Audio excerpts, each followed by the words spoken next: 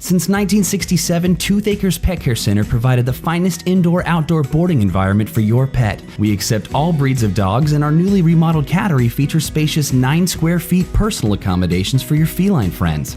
For more information on pricing and availability, check us out at our website at www.toothacres.com.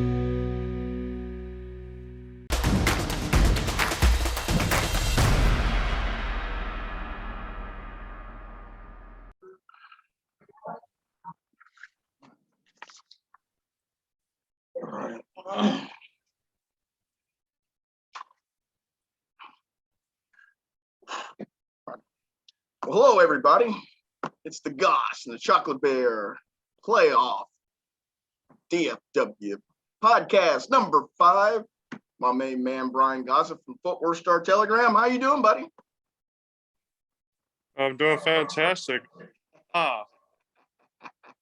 Aloha to my Hawaiian friend. Man, we're getting close. State is right around the corner in softball. Got regional semis in baseball. It's a good time of the year. Wow. I guess we're going to have to start out there in Tarrant County area. And I guess if you start out that way, you got to talk about those little lady cats. Again, another 2-game sweep over the past weekend. They're just rolling. Just doing what they always do these last 2 years, man.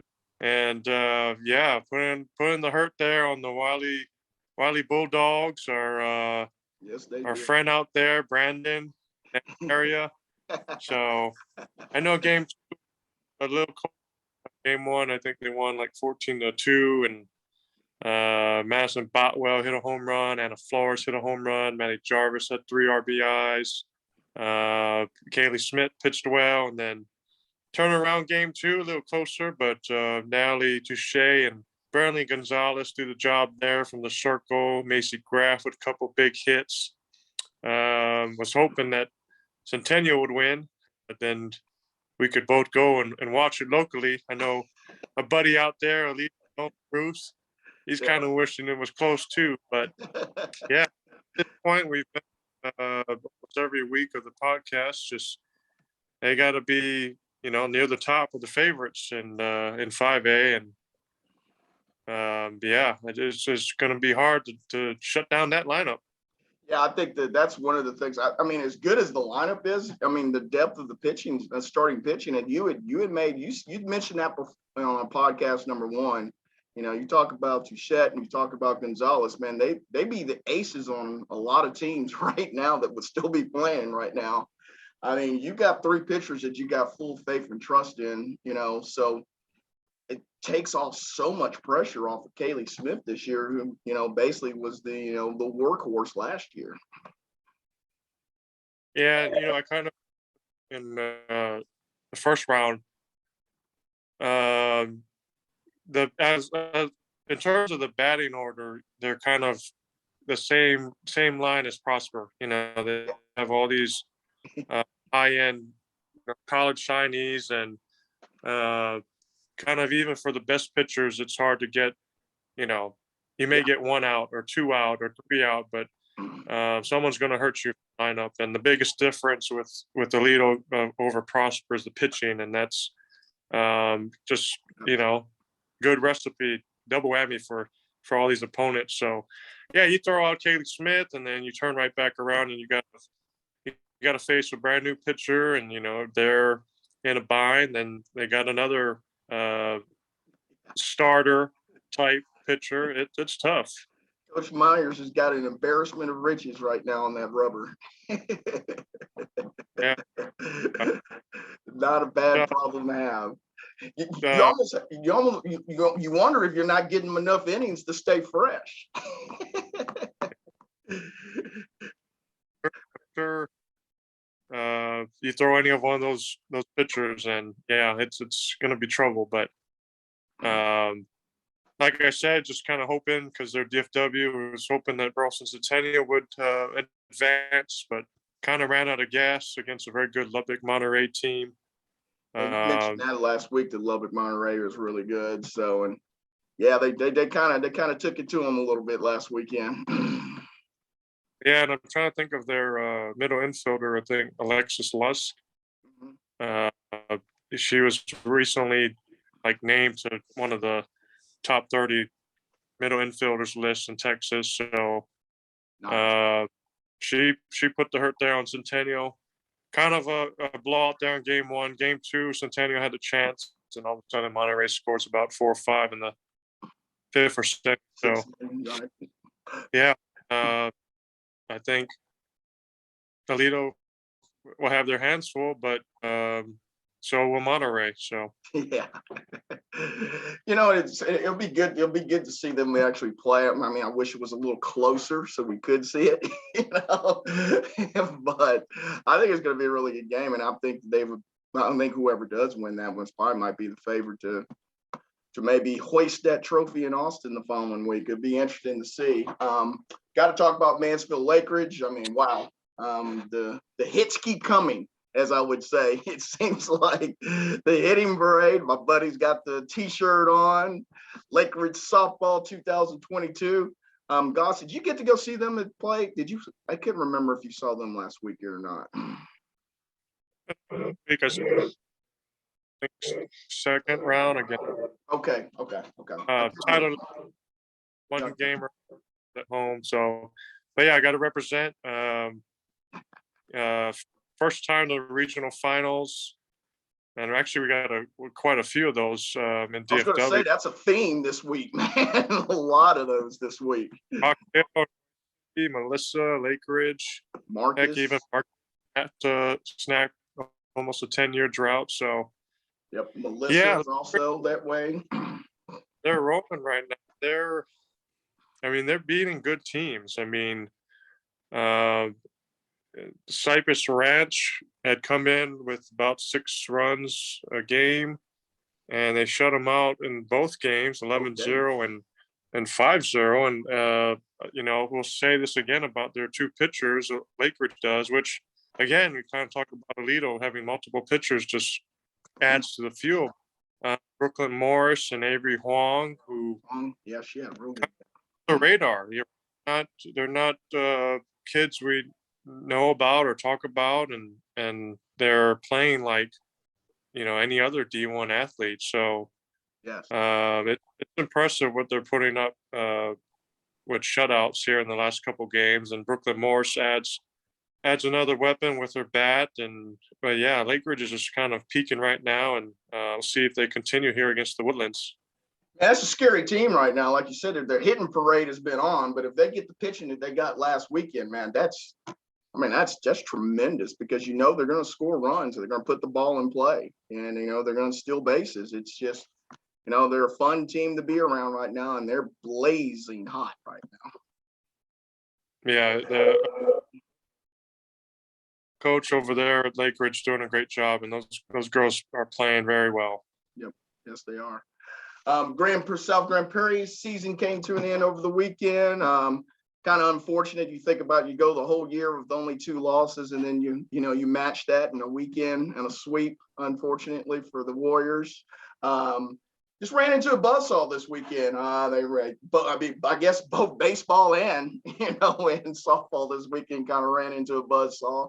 But I mean, you got to give South Grand Prairie credit on a wonderful season. They only have 4 losses with their schedule, and it was a great season. But man, it came to a blistering halt this past weekend. Yeah, El Paso America's kind of making history there for that area. I think the last time a El Paso team reached the regional final in the largest class was 93 or 94, which might have been year 2 or year 3 of UIL softball. So it's been a while. So that and again, we're biased, so we kind of wanted SGP to win. So watch Marcus locally. So yeah, that would have been fun. It would have been a nice, easy drive.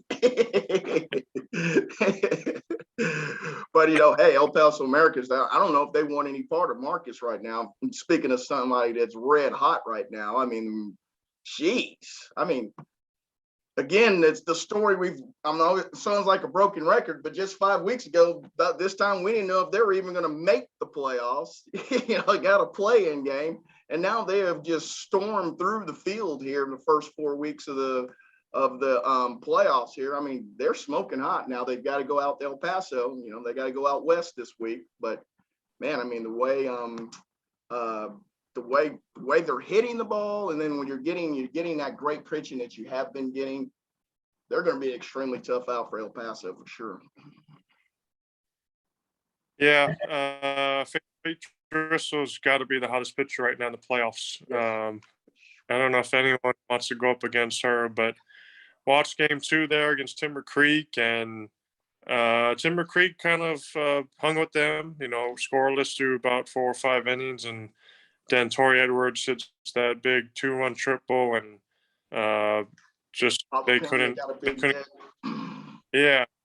get any Timber Creek couldn't get any production from off of Faith Driscoll. So she had a fantastic 2-game series there. 14 innings, 21 strikeouts, 2 wins. She's on a roll too, Mark. Yeah. Could she be the MVP of the playoffs so far in the area?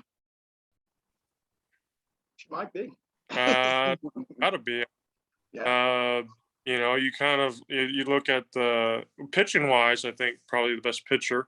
You can make a case for Ava Edwards from Argyle, but Lakeridge dishes out 2 and Lalilo dishes out 3. It's hard to justify a single player there, and Faith is rocking and rolling right now. Yes, she is. Mark is going to be extremely.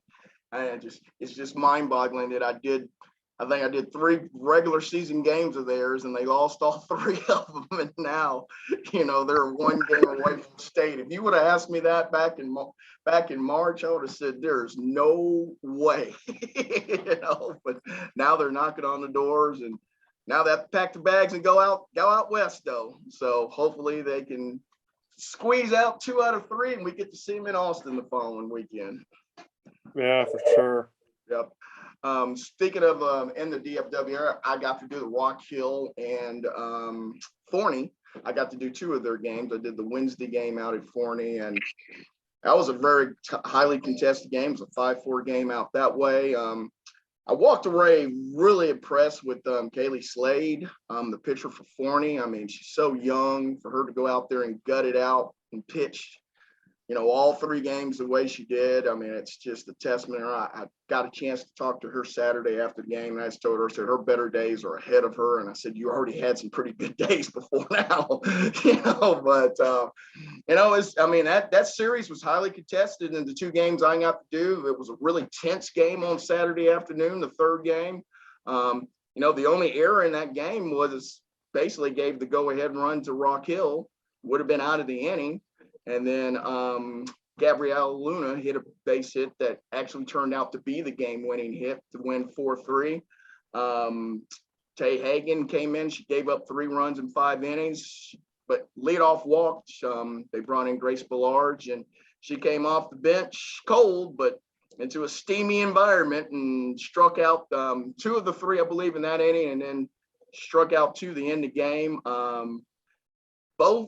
Both fans were not very happy with the umpiring crews and the games, from what I understand. But Rock Hill makes it. Yeah. Is anyone at the time of year? Yeah, I was told about all the missed calls from the game that I didn't cover, and there was a few questionable calls, to say the least, on Saturday. What I did like about it, though, is that it was another highly contested game, and I think Forney is going to be a dark horse to maybe get to state next year. They're an extremely young team. They've got a lot of talent coming back. I was very impressed with Abby Long, the catcher for Forney. She was unfortunately waiting on deck. If they could have got a hit or a walk, she would have been the deciding factor in that, but she couldn't get on there. I love Coach Bud, what they've done out that way. I mean, for them to get to the 5th round and their 2nd-year team over there, it's borderline on, remarkable right now. Yeah, Grace is Player of the Week. She had a pretty good series there. Pitched really well on Appeared Friday. games. Appeared in all 3 games and won game 2, right? And Yes. You throw again. Also, kind of a theme is kind of these multiple pitchers and how that helps the team. Grace and Taylor doing a great job. Absolutely. Well, and I think it just allows you to kind of split the innings up where, they're a little fresher. I mean, you go to the series like the Colony and Roy City that pitched, one pitcher all 3 games. You saw where the offense caught up with the pitching as the series goes on. There's more runs because you don't have as much zip on the fastball. You don't have much break as you do on your off-speed pitches. And it's hard to do that, especially when you start getting to the 4th and 5th round because you're going to play against really good offensive teams.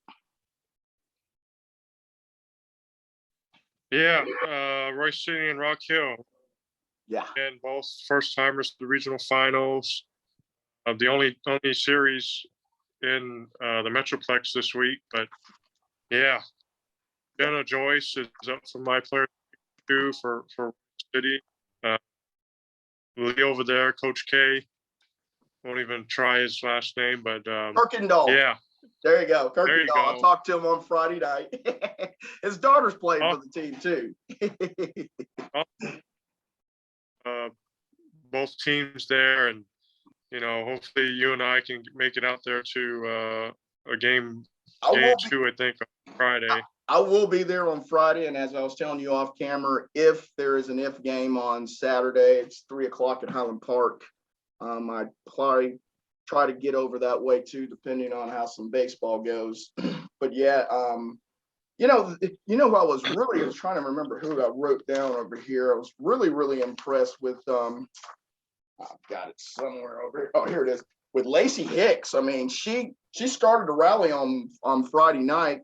And the only reason she started rally is because Waiters did not want to pitch to her, even though there was nobody on and 2 outs in the top of the 7th inning in a tied game. She walked her, and then that's what gave up the Riley Lance got the, I guess it was a triple, but I guess it was a double, the RBI double that ended up scoring the winning run in that game. But yes, talking with some people afterwards, they said that, Lacey Hicks has been a great player for them, and she's only a freshman, so she's going to get better. Riley Hewlett pitched on Friday night. I mean, you're talking about her. She's also a freshman. Hicks is a freshman. Riley Lance is a junior. I mean, they got a lot of talent coming back, and I think with Roy City being kind of north of Rockwall, we kind of forget about them from time to time, out of sight, out of mind sometimes. But here they are. They're 2 games away from being in Austin.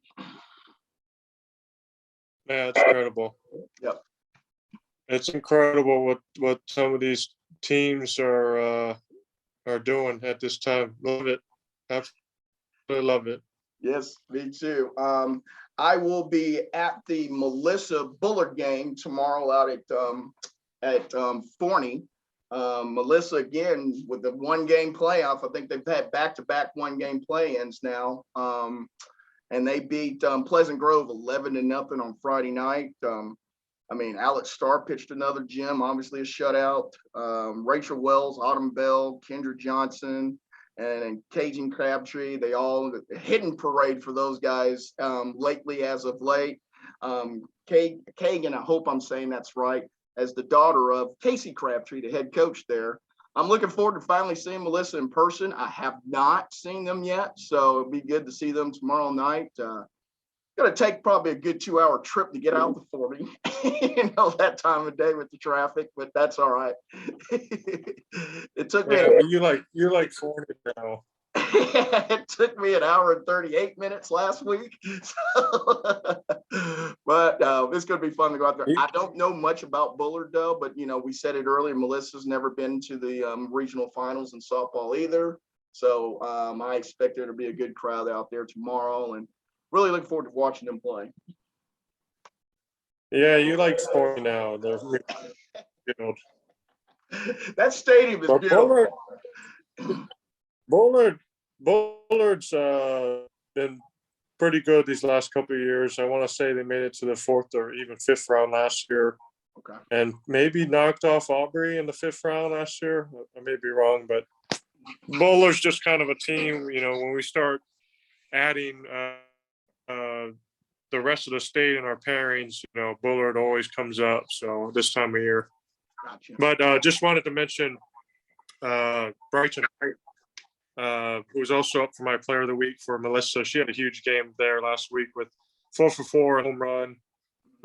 So just another weapon in the lineup. She's not even pitching this year. So yeah. Pretty good.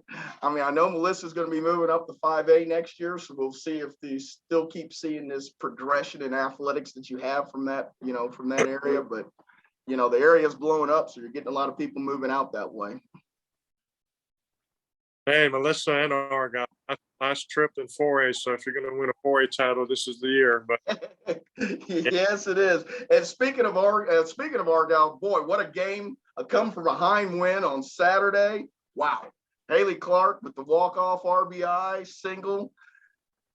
I mean, we said it last week. It's a birthright for Argyle ladies. They'll seem like to just always land in state in whatever sport it is. and here you go. They're one more game. They're 2 more games away from being back in state. I mean, what a come from behind game over there. yeah, you know, I didn't really expect it after winning 5-1 in game 1, and all of a sudden 12-11 in game 2. A rematch of the regional final, if you will, last year with Iowa Park and Argyle. I believe they start tomorrow, Wednesday, at Bowie. But yeah, this kind of, we've talked about Argyle too. Ava Edwards, who's 20-game winner, Maya Bland, who I recently found out maybe an OU commit. She's kind of, yeah, so she's got about 15, 16 home runs. There you go. Taylor Platt, speaking of player of the week nominees, yes. Taylor Platt is up for my player of the week. She 4 for 5. Almost hit for the cycle. So yeah, Argyle's rolling right now, but obviously you face that rematch. I know probably when they lost last year, they probably circled round 5 again, was hoping to meet up with Iowa Park, and you know, they got their wish, I guess. Yes, they did. Yes, they did. I mean, I can't imagine, you know, I can't imagine how exciting that was to win the way that they did, you know, especially this late in the year, you know, as you're advancing. I mean, those kind of games, those kind of wins can springboard you, you know, to a state run, you know, it really can, because you probably have some doubt on the bench, in the dugout, you know, at that time, but when you come out and be victorious, man, you feel like then you feel like you could beat anybody on any day. Yeah, I would agree with that. That's probably a good win at the right time. Yep. Now heading to round 5, so their confidence is probably at an all-time high right now this season. I would think so. Well, man, Goss, I can't believe it's already the regional finals in this. It's I know you got to do I think you did cover some taps last week in softball. Am I correct? Or was that baseball? Yeah, a little bit. I don't think we had any DFW winners. We had quite a few DFW schools in the semis. Bishop Lynch was able to come back against JP2 in the semis. You know, JP was state champs last year. Mm-hmm. Yeah, I came back. Amanda Johnson had a big pinch hit, 2-run single late in the game. Unfortunately, they came up short in a title game, but yeah, just Bishop Lynch, JP, Grapevine Face, Fort Worth Temple Christian. There might be another one, but just, you know, going to the state tournament. Congratulations to those teams, those ladies. I'm sure glad it's at UTA, so only a 10-minute drive. Absolutely. That's a bonus from living in the town of the Cow, huh? Yeah, exactly. Well, hey, we do want to wish everybody safe travels this week. I know people are going out west, you know, can't take that for granted. Obviously, we had the horrific shooting again, in elementary here today in the state of Texas. We just want to put our thoughts and prayers out to those victims and the people that are, that were injured in that. We just can't take these things for lightly anymore. It seems like this is an annual deal. It seems like the end of the year that somebody gets bent and has to pull a gun out of the school. So, again, safe travels to everybody out that way. It really stinks. On a day like this, it's kind of hard to kind of talk softball, but it is a great distraction, and looking forward to covering some games this weekend. And same thoughts and prayers, safe travels, and looking forward to some great softball. Yes, and the Goss of the Chocolate Bear will be at Rock Hill on Friday night at 7 o'clock. So it's either going to be. And also looking forward to the Metroplex All-Star game again in a couple of weeks. Thank you for promoting that. Yes, that's June 14th, correct? Yes, Yep, Tuesday. Yep, and then the All-Star rosters will be announced publicly once all the Metroplex teams are out of the tournament. So hopefully that will be released a week from this Sunday. Yes. We'll take it. I hope to see that coming out on the drive home from Austin. Not before Saturday. Good luck to everybody. Goss, man, I appreciate you as always as we wrap up the Goss and the Chocolate Bear DFW Softball Playoff Podcast. We will see you guys next week as we head south to that city of Austin, Texas for softball state. Hopefully we have a whole lot of Metroplex flavor down there. Looking forward to it. Awesome. Peace. See you guys later.